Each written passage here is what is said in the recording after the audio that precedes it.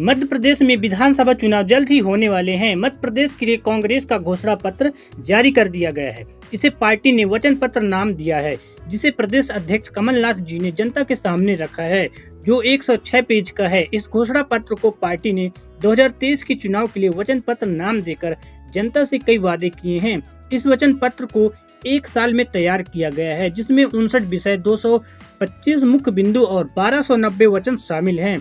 घोषणा पत्र में 7 वर्गों के लिए बनाया गया है। तो आइए जानते हैं कुछ घोषणाओं के बारे में। तो किसानों के लिए क्या घोषणा किए हैं, तो इसमें हम बात कर लेते हैं। तो किसानों को गेहूं का 2600 और धान का 2500 रुपए मूल्य देगी। 5 HP की निःशुल्क बिजली के साथ 10 HP की तक में 50% का छूट देंगे।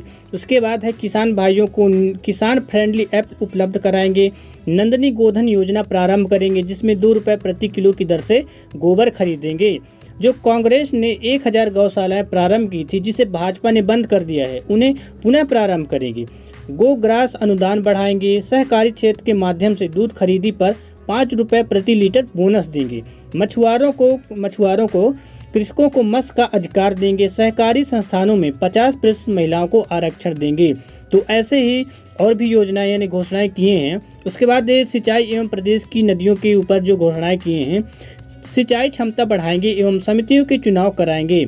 ऐसे ही 3-4 यानी घोषणाएं सिंचाई एवं प्रदेश की नदियों पर किए हैं। उसके बाद आगे देख लेते हैं और किस पर घोषणा किए हैं। युवाओं के लिए क्या घोषणा किए हैं, तो सरकारी भर्ती का कानून बनाएंगे। 2 लाख और सरकारी पद भरेंगे। प्रत्येक ग्राम पंचायत में 2-4 नए पद निर्मित करेंगे। उसके बाद है प्रदेश के युवाओं को ही सरकारी नौकरी में प्राथमिकता देंगे।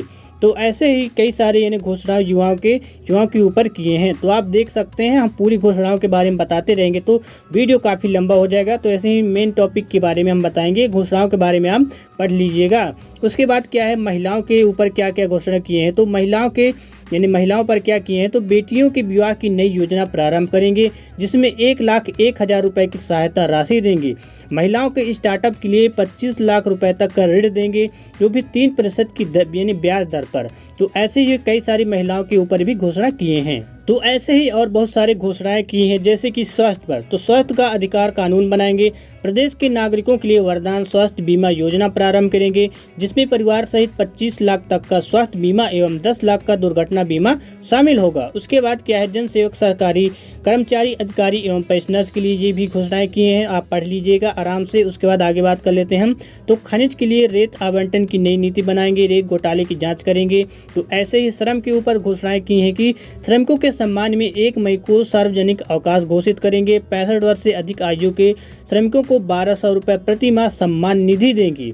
तो इसके बाद है क्या है कि सभी श्रमिकों के लिए नया सवेरा योजना पुनः प्रारंभ करेंगे, जो पहले होगा। अब हमको ये सब नहीं पता। उसके आगे बात कर लेते हैं।